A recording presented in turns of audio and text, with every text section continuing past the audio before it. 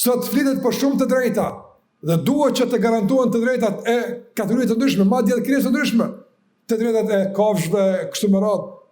Mirë po, ku janë të drejtat e Allahut mënduar?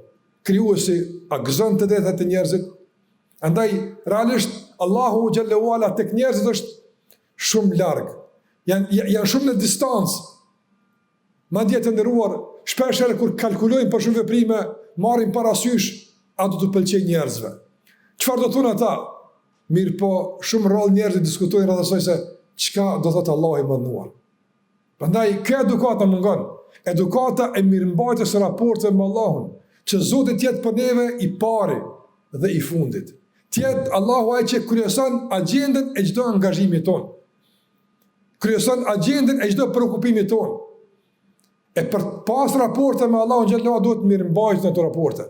E nuk ka vepër pas besimit në Allahun më e mirë, më efikase që garanton mirëmbajtje të raporte me Allahun se sa namazi.